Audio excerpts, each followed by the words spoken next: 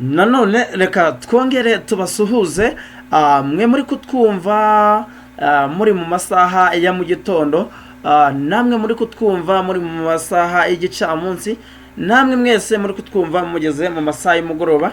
Tubabwira ko ubu ngubu turi ku wa kabiri, ni ku itariki 7 ukwezi kwa 10 umwaka 2025.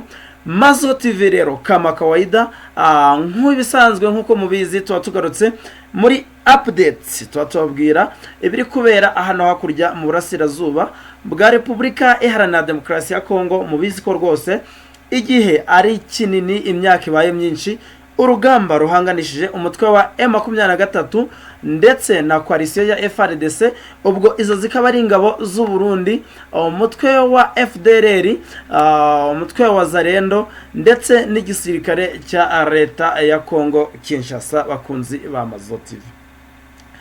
Ubu ngubu rero tugiye kuba tugaruka muri access zigiye zitandukanye, haba muri access ya Masisi, Rucuro, Rubero, Nyiragongo, ndetse turaza kunyarukira no muri Sud Kivu.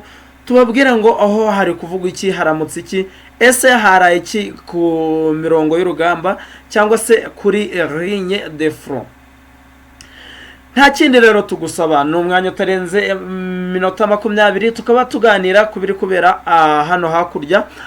Ubundi wowe utarakoze subscribe cyangwa se sabone, iki kikaba ari cyo gihe nanone cyo kuba wakandaho, ukibuga gukanda no kuri notification bell kugira ngo ikiganiro tuba twaprodinze tayari ubona notification ikubwira ko Mazo TV twamaze kuba tugera muri studio, bakunzi ba Mazo TV. Ningingo zitandukanye rero tugiye kuba tugarukanaho, cyane ko turaza guhera hano muri Masisi tukabwira ku rugamba rwiriwe ku munsi w'ejo hano muri Masisi. Tuza kubabwira ngo urwo rugamba rwabereye hehe rero hariya muri Masisi, ese rwasize iki ku ruhande rwa M23 ndetse no ku ruhande rwa leta, ese haba harasigaye iki? Ubwo ibingibi biraza guhura byabazo mujya mumbaza muri comment, se ati ko twumva ngo Masisi ngo yarabohowe, ngo none ubu ngubu ngo kandi mukaba mwongeye kutubwira ngo ejo muri Masisi barwanye ngagace runaka ngo kabafashwe kabaye tombe. Bakunze ba Mazo TV, mpora mbabwira wowe wumva ngo ibice runaka byafashwe, nibajya bakubwira ngo muri Masisi, burajya wumva Masisi wumve nk'intare ebyiri zo mu Rwanda. Masisi iba ari nini cyane, ntabwo ari Masisi yose iba yarabohowe, ni ibice runaka. Ubwo aho tuba twumva habaye tombe haba hagezwe n'intare za Sarambwe. Rero kwikubita tuza gukomeza tubabwire ku makuru agiye atandukanye avugwa ku biganiro byaba byasubukuwe hariya i Doha muri Qatar hagati ya M23 ndetse na Repubulika Iharanira Demokarasi ya Kongo. Tuza kubabwira kandi ko General Makenga mu muhango wo gusoza imyitozo ya gisirikare y'abasirikare bagera mu 1000 yaje kuba hari message yageneye abo basirikare, harimo babandi bavuye ku rugamba biripotinze, abo bose bakaba bari ngaho, na babandi bagiye bafata mu marenio, bakababwira ati ababishoboye ni muze turwanire ubutaka bwacu, muze tubohore igihugu cyacu Kongo. Bakunze ba Mazo TV, ubwo tuza kubabwira ngo rero ese byatanze iki muri uwo muhango, ni igiki cyagaragaye, cyane ko mu mafoto n'amavideo twagiye tubona yagiye acicikana ku mbuga, abasirikare baratojwe. Ariko ikindi yagarutseho cyane muri abo basirikare, byajya bavuga ngo umuntu nativumbura ngo azaba iki, ariko abasirikare nabo ni abantu ubona ko bari mu mujyo ushobora gushira guverinoma mu buryo budasanzwe, mu buryo bwiza nyine, sibyo? Message yagarutse nubwo tuza kubigaruka neza, sabye kugira first of all discipline kariyo ya mbere, ko mu gihe nta discipline nta kintu bagomba kuba bageraho. Bakunzi ba Mazo TV, turaza kongera kubabwira kandi ko rero hariya Tshisekedi yavuze ko agomba kugenera impano Trump mu gihe yaba amufashije kugarura amahoro muri ubu burasirazuba bwa Kongo. Bakunzi ba Mazoti TV yavuze ati rero ati numfasha umujyi wa Bukavu no wagoma by'umwihariko bikagira amahoro abana ngo nanjye ubwo ngubwo hari icyo ngomba kukugenera aho yamuteguriye rero ngo amabuye ashaka rwose akaba agomba kuyamuhereza. Ikindi rero indi nkuru turaza kugarukaho nuko ivuga ko rero AFC M23 ubu ngubu bikomeje guhangana ku buryo bukabije na guverinoma mu bijyanye na visa nk'uko twababwiye, mu gihe M23 yavuga ko nta muntu ufite visa ya Kongo yahawe na leta n'ubutegetsi bwa guverinoma yemeye gukorera mu bice bagenzura, ubwo nabo ko bagomba kuba baramaze gusetinga ibyabo. Bakunzi ba Mazoti TV rero mukande subscribe, share, comment, mu partage inkuru zacu muzipostinge cyane ko inkuru zacu ziba zizewe 100%, ubundi tuba tuganira mbabwira kubiri kubera hano hakurya kwa Fachibato mwenyewe Felix Tshisekedi Chilombo. Reka duhere rero kuri inkuru y'Imasisi ivuga ko abarwanyi ba M23 bakozanyijeho na Wazalendo na FARDC hariya rwose muri Masisi. Ni imirwano rero yavuzwe kuva mu gitondo cyo ku munsi w'ejo gatinyeshamba za AFC M23 na Wazalendo mu gace kitwa Luke muri teritwari ya Masisi, n'ubundi nk'ibisanzwe ni muri Nord Kivu. Rero nk'uko amakuru aturuka muri kariya gace bitangaza ngo n'urusaku rw'intwaro ziremereye n'izoroheje rwatangiye kumvikana mu masaha ya saa 11 za mu gitondo nk'uko imboni yacu ibivuga iri hariya muri Masisi. Biravugwa ko rero inyeshamba zagabye igitero ku birindiro bya Wazalendo FARDC muri Ruka hagamijwe kubirukana no kwagura akarere zigenzura, ariko ntihavugwa ko uko byarangiye ko wenda ngo M23 yaba yarakibitseho kariya gace ka Ruke ni Ruke, ubundi ntabwo ari Ruka utagira ngo ni Ruka, ni Ruke. Iyi nkuru rero bakunze ba Mazoti TV iraza kwibutsa ko hari hashize ukwezi inyeshamba za Wazalendo na FARDC bageze muri aka gace ka Ruke nyuma yo gusubira inyuma abavuye hariya muri za Ruhinzi. Murabyibuka uri ngoma ari Ruhinzi ari kuvuga ati aujourd'hui nous sommes, avuga itariki ati Aruhinzi. Mu giswahili cye rwose gikomeye cyane. Ubwo ngabo rero bakaba baravuye ari Ruhinzi bakerekeza Iruke ngo babe abakambitse badeployinza aho ngaho bacunga umutekano bakunzi ba Mazoti. Ngo ni mu mashamba y'inzitane rero nk'ibisanzwe, ngo guhunga mu rugamba no umuco kuri FARDC na Wazalendo nyuma yo gutakaza hariya munuze hariya za Ruhinzi. Kwa rero ngo nk'ibisanzwe barise bakomereza hariya za Ruke.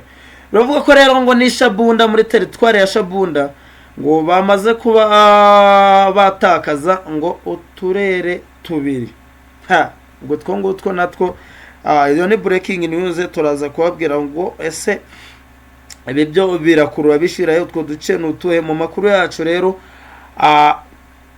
agaruka turaza kubabwiraho cyane ko nizi n'uru rugamba rugukurura ubundi bari kuvuga ko bari guhamagara Kisangani na Uvira ku rugamba rwa Uvira rwaratinze. Duherukana mu biganiro byacu tubabwira ngo Uvira ngo bari mu marembo, bari mu misozi, bagiye kubamanura mu kibaya. Uvira ari umuvandimwe wanje uriya Jean Paul niwe dukunda gukorana ikiganiro akambwira ngo uburango n'igihe kiba kitaragera, ariko uru rugamba rwa Uvira rwaratinze. Muribuka turipura tubabwira ngo ubu ngubu ngo M23 isabwa gufata Uvira mu gihe kitarenze iminsi 3 kugira ngo ibi bintu turi kubona hanga nyine. Ubwo Jean Paul ambwira ati turambiwe guhamba abantu bacu, M23 ikindi cyo gihe ngibe yabo bohora abaturage ba Uvira kandi na Lawrence Kanyuka nawe ndetse na Byamungu nawe Byamungu yavugiye inzibira ati twumvisha amarira yanyu turaza. Ese ntabwo ari kureba abanyawovira bo? Ese ntabwo azi ikibazo abanyamurenge bari muri Ovira bari kugira? Bakunzi ba Mazo TV rero ubwo muri kubyumva nuko bihagaze hariya Imasisi. Reka twigira hano rero kuri iri jambo ry'umugaba mukuru w'ingabo za FCM 23 aho rero yarahiriye guhirika ubutegetsi bwa munzwe na ruswa bwa Perezida Felix Antoine Tshisekedi Chilombo bahanganye rwose muri uru rugamba. Makenga rero yabitangaje ku munsi ubwo wo gusoza imyitozo y'abasirikare basha barenga 9,000 iheruka kunguka. Ni mu muhango rero wabereye hariya mu gace ka Canzu mu ntara ya Kivu y'Amajyaruguru. Amakenga rero yongeye kugaruka ku bibazo bitandukanye bimaze igihe byugarije Repubulika ya Kongo, ashimangira ko ariyo mpamvu M23 cyangwa se Alice Armée Révolutionnaire Congolaise yahagurutse kugira ngo ishire iherezo kuri iyi miyoborere mibi no kuzana impinduka mu gihugu cyabo cya Kongo. Yakomeje avuga ko rero intego yabo yonyine ari ukugira ubushobozi bwo guhirika ubutegetsi bwamunzwe na rusa bwa Tshisekedi, hanyuma ngo bakaba bakubaka igihugu cyubaha uburenganzira n'ibyifuzo by'abaturage bakunzi ba Mazo TV.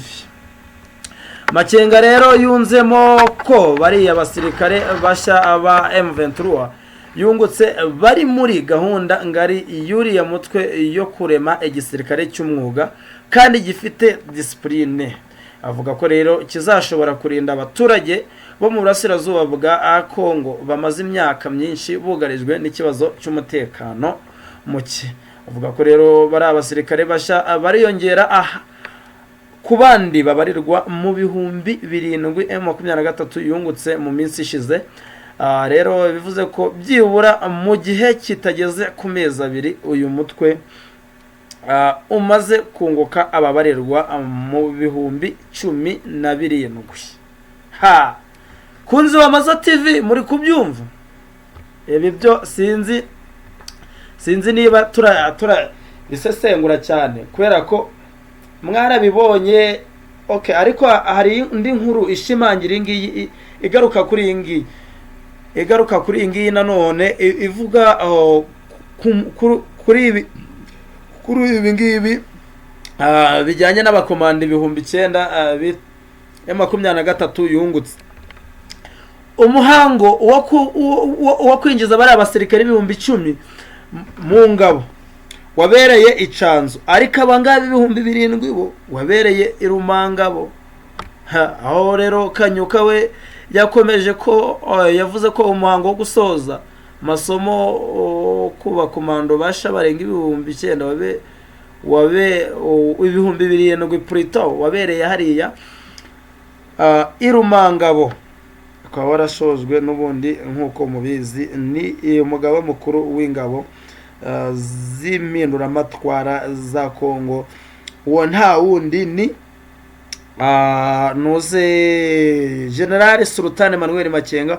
Aho rero n'umuyobozi wungirije wa FCM 23 Bertrand Bisimwa yatangaje ko impindura matwara igeze mu cyiciro cyayo cy'ingenzi, ashimangira ko kubohoza igihugu cyabo ariyo mpamvu yonyine ituma bongera imbaraga mu rugamba, bakumva ko bagomba kurwanira igihugu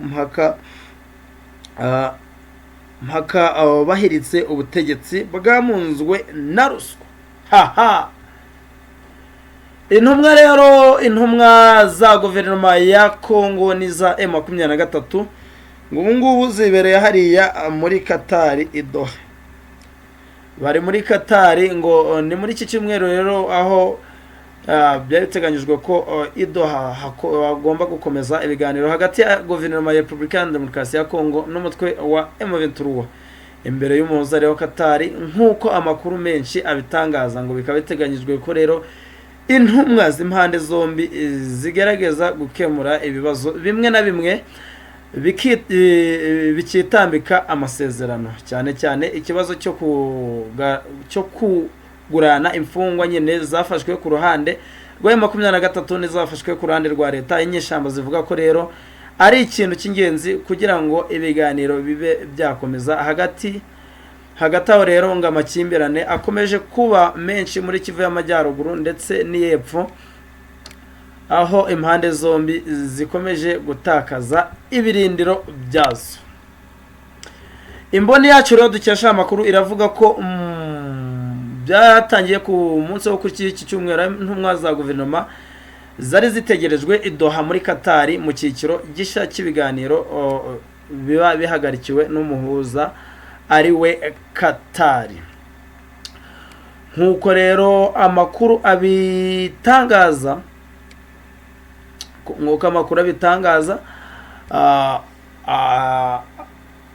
ibiganiro ngo bigomba kwibanda ku guhana imfungwa, aho hamazwe kwemezwa rero ko komite mpuzamahanga ya Croix Rouge izahabwa inshingano zidafite aho zibogamiye zo kumenya imyirondoro no kugenzura ndetse no korosha irekurwa ry'abafunzwe. Icyakora rero ngo reka nta terambere rifatika ryigeze rikorwa kugeza imfungwa kuri guverinoma. Ahangaha rero niba mubyibuka neza, M23 yarekuye imfungwa yari ifite za guverinoma, irazirekura zirata kako bari bavuye muri noze babyumvikanyeho muri Katari. Ubwo M23 ikomeza kwicara isaba guverinoma ko nayo kwirehereza ngo ni imfungwa zigera muri 732. M23 ikicara irategereza ariko kugeza na n'ubu ngubu ntabwo yigeze ibona abasirikare cyangwa se abo ngabo bari barafashwe ku ruhande rwayo bashinzwe gukorana nayo. Rero ahangaha nawe uri ingoma yakomeje abivugaho, avuga ko abantu badafite umuco ari abantu bazimiye. Avuga ko rero ko kuri guverinoma itita ku burenganzira bwa bene gihugu, ahubwo yiri gushora mu ntwaro zo kuba yahirika yakwica abaturage bayo. Ariko Kongo nubwo ari nini nta nubwo ituwe cyane tugeranyije uko twavuga ngo u Rwanda rutuwe. Kongo ntabwo ituwe cyane kuko niba ushobora nko kuva tuvuge ushobora kuva mu karere ka Nyabihu werekeza mu karere ka Rubavu ukahagera ukakora urwo rugendo rwose utarabona abaturage cyangwa se inzu z'abaturage, urumva Kongo ntabwo iraturwa cyane. Ariyo mpamvu ukunda kumva abantu benshi bahororera amatungo kuko ho haracyari ibiryo, haracyari ubutaka atari nko muri Repubulika y'u Rwanda. Igihugu ni gitoya cyane, umugani wa His Excellency avuga ati twe nta bibuga dufite by'imirwano, ahubwo uzashaka ko turwana tuzamusanga hehe iwe. Ahangaha rero izi mfungwa ntizigeze zirekurwa ku ruhande rwa M23, ari byo yakomeje isaba ivuga ati ntabwo tugomba gukomeza ibintu by'ibiganiro bitageraho bishingiye n'ibi by'ibintu tuvuga ngo tugiye gukora imbanziriza mushinga y'amasezerano y'amahoro, hakagira ibintu twemeranyaho bigomba kwibandwaho muri aya masezerano tukabanza twabikemura, bakava iyi mahanga babyemeranya ko bajya muri Kongo ntibikorwe. M23 ikavuga ati rero twewe ku ruhande rwacu tuba tudindira mu kubohoza abaturage bacu baba barengana. Kaba rero ubu ngubu bivugwa ko rero ngo muri ibi biganiro ngo hagera rero ngo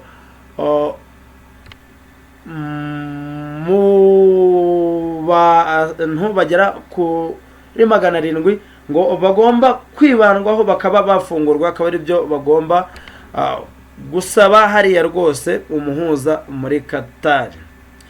Ngaba gukurikirana hafi rero berekana ko hariya ngo muri Kongo mu gihe ibiganiro biri kuba ngo M23 nayo ikabikomeje kubirukunguka abasirikare, hari aba basoreje icyanzo, hari abashoreza irumanga, ngo bivuga ko ngiyi ikaba ari imyiteguro y'ibitero bishoboka mu mijyi y'ingenzi muri Kivu y'Amajyaruguru ndetse n'Ikivu y'Amajyepfo. Rero nk'uko n'Amakenga yabibabwiye, yavuze ko ingabo zerutse gusoza zigomba kwitegura kubohora igihugu cyabo. Ariko rero n'ubundi ahangaha bamaze kunguka abasirikare benshi cyane, abasirikare bagera mu 17,000.